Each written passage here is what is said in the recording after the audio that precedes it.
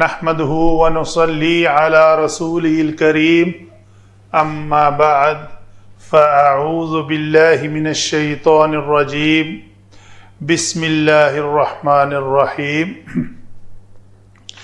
آج کا ٹاپک ہے جی ہمارا ابن یا ابنت کا حمزہ وصلی ہوتا ہے، کہاں پر اس کا حمزہ لکھا جاتا ہے اور کہاں پر اس کا حمزہ حذف ہو جاتا ہے۔ تو آج ہم 6 پوائنٹ کا ذکر کریں گے جہاں پہ حمزہ جو ہے وہ حذف ہو جاتا ہے۔ تو ابن بیٹا، ابنتا بیٹی عربی گرامر میں استعمال ہوتے ہیں کلام میں۔ تو آپ کہیں دیکھتے ہیں کہ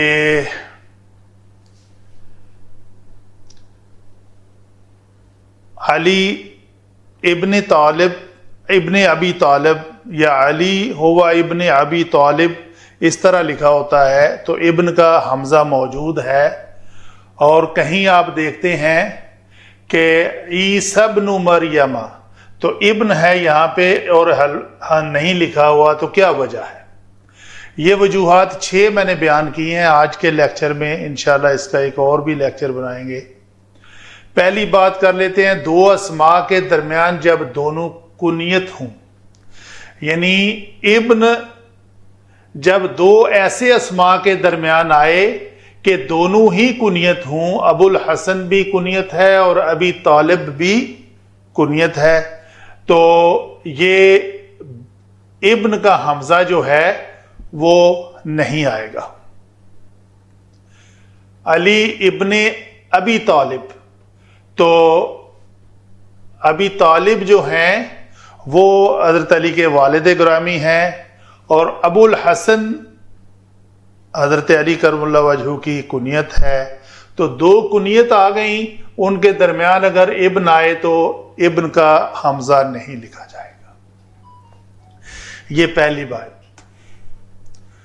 دوسری بات ہے، 2 اسماء علم جبکہ دوسرا باپ ہو، ایسے 2 علم اسم آ جائیں کہ ان میں سے دوسرا جو ہے وہ باپ ہو، تو کیا ہے؟ عثمان ابن عفان، تو ابن کا حمزہ یہاں پہ نہیں لکھا جائے گا۔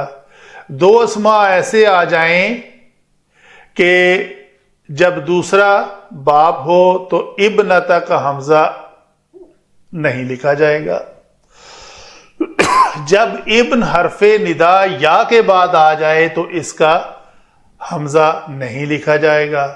جب ابن کا حمزہ وصلی کے بعد آ جائے، حمزہ استفہام کے بعد آ جائے تو وہ حمزہ نہیں لکھا جائے گا۔ ابنک ھذا ام اخوک، کیا یہ تمہارا بیٹا ہے یا تمہارے بھائی کا؟ تو کیا پڑھیں گے اس کو؟ ابنک ھذا ام اخوک۔ تو 5واں ہے، 2 اسماء علم جبکہ دوسرا دادا ہو، تو محمد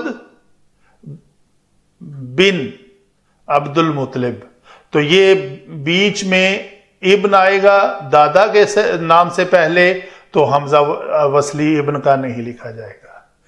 2 اسماء علم جبکہ دوسری والدہ ہو، یہاں تھی بیٹی اور یہ باپ تھا، یہاں پہ دوسری جو ہے وہ والدہ ہے حضرت عیسیٰ علیہ السلام کی، تو عیسی ابن مریم۔ یہ ہوئی جی 6 باتیں، وہ 6 پوائنٹ جہاں پہ حمزہ وصلی ابن کا نہیں لکھا جاتا۔ اللہ تعالی ہمیں سمجھ کر قرآن کا علم حاصل کرنے کی توفیق عطا فرمائے اور اس پر عمل کرنے کی توفیق عطا فرمائے۔ وما علینا الا البلاغ۔